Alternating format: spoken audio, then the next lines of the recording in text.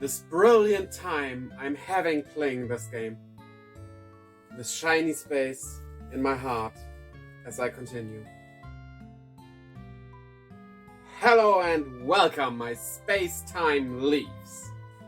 The remakes are finally here, and if you have not seen that already, I'm also streaming them on Twitch. You can find the link to that in the description below. I'm streaming today as well. But we're not here to talk about that. So, what were my first impressions about those remakes? I played up to the second gym leader at this time, so contests are not open for me yet, so I cannot really talk about them. But from the trailers, they sure look like fun. Also, no spoilers in this video because I'm not actually talking about the story at all. For once, because this is more about the gameplay, and also most people probably know the story from the originals, so no point in that. So let us start with the graphics. The chibi art style was implemented really nicely and gives you a real nostalgic feeling. It just looks like the games did once upon a time, just in nice 3D environments instead of 2D. If I'm being honest, if Gen 9 does this art style instead of something like Sword and Shield, I would really not mind it. This looks really, really good. I really love especially the details, like the difference between salt and sweet water. It's there, it looks good. Also, the little footprints you leave in the sand. It's just a nice touch. And the reflection on the floors, well, on polished floors obviously only, is superb. And yeah, you don't see it that often actually. These details make the Sinnoh region really shine. Yes, pun intended. I was also very surprised about the battle animations. Sure, we still only have one for physical, special and stat attacks each, but they are a bit more unique to the Pokemon itself. Like Ponyta getting its hoofs up in the air instead of just shaking around a bit. We all remember Xerneas and Twinkle Tackle, right? We don't need that anymore. What is also good looking are the menus. Navigating through them feels really nice, and they do look really crisp. The only thing I would change, and that is really not big of a deal, would be the shortcut items. Like, you can go into the item menu and register an item to one of 4 spaces. You have to then, outside the menu, press plus and can quickly access those 4 items, like you would probably put the rod or the bike on that.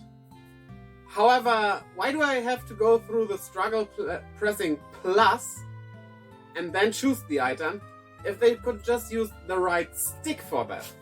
You see, the right stick isn't used for anything else in the game, so let's say I put the bike on the upper direction. Let me just push the right stick up and then I'm on my bike without pressing an extra button.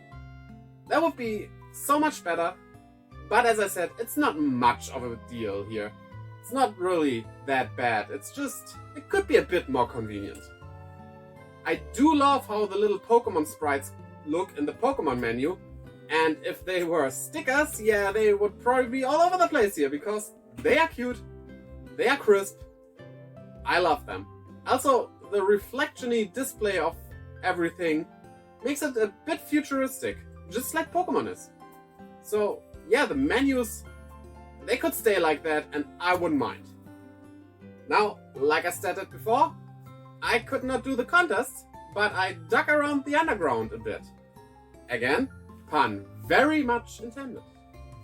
And the underground is really, really fun. I like that little minigame where you choose the pickaxe or the hammer to get some rubble away and find items. It's not only fun, it's also useful because you can find fossils down there, evolution stones, and many other things, especially the statues. Whenever you get a statue, it just feels good. It feels like you're getting a new Pokemon. And that's awesome. Also, the multiplayer for these minigames lets you help your friend with the digging. It works like this.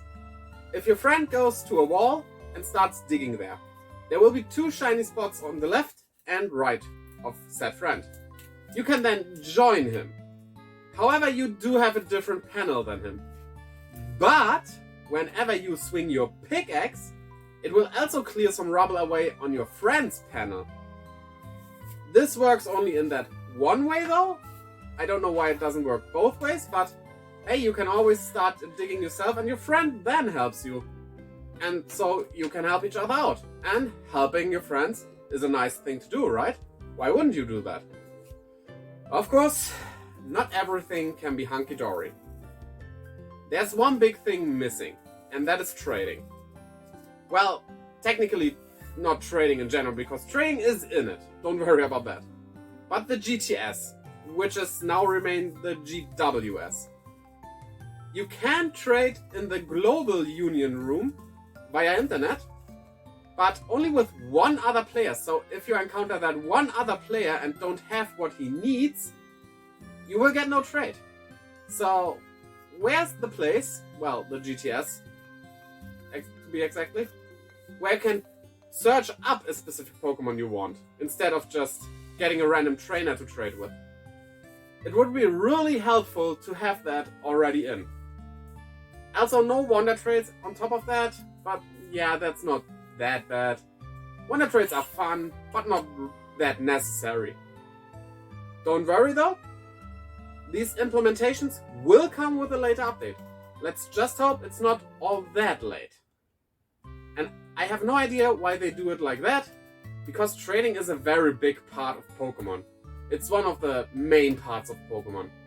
We do have trading evolutions after all. We also, of course, have to talk about the hated XP share. I would honestly turn it off as well myself. However, never have I felt like I'm over-leveled. All my Pokemon always get XP, but it really does not give that much. So it's not that big of an issue, to be honest. It's just, I would like the option. Just give me the option. That would be good. Because I like the XP share when I have to train up some Pokemon just for the evolutions for the decks. I would have a bad time grinding those Pokemon. Because, well, it's just a time waste in that case, and I can spend that time in better ways than just, I don't know, getting my whatever Pokemon to whatever level just to evolve it and then box it forever. You save time with that, and that is a good thing. However, in my normal journey through the region, I would prefer it off.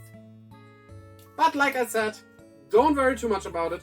It won't overlevel you. It doesn't make the game easy. So it's not really that much of an issue. Back to something positive. I really like how you can get special Pokeballs more easily now.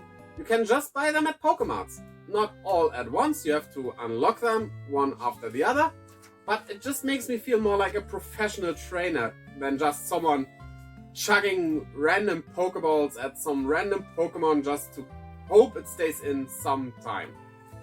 Let me have the special Pokeballs that I can utilize in the situation when it's needed. That just gives me a better feeling about everything, and also I do like having different Pokemon in fitting balls. Now, if only I would finally get those quick balls for my Shinx. Oh yeah, and ball capsules are back, which obviously are fun. The 3D mode is not hard to handle, but if you prefer the 2D mode, go for it. It will still look good. You can get stickers everywhere, you get them quite constantly, honestly. And yeah, makes it a bit more of an individual experience for each player. So nothing negative about those. All in all, if you like Pokemon, you will obviously like these games. However, if you are new to Pokemon, or you are coming back from a time long ago, like Red and Blue or Gold and Silver even, then these are a pretty good entry point. They capture the nostalgia of the older games while having this shiny new look which really works.